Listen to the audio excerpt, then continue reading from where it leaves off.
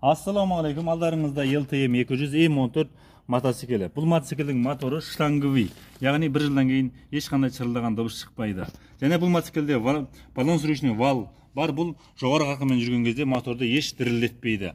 Обратный клапаны бар, бұл мотордың тұншықпауына, жанбай қалған бензиннің артына кетуіне жауапты. Алдыңғы және артқы дискілері чугунный, яғни майысу, қисаюды білмейді. Алдыңғы крылосы темірден, және ол жерде күшейтпелі мынандай темірі болғандығы үшін бұл алдыңғы крыло түсіп қалмайды. Және қосымша бұл жерде багажы бар.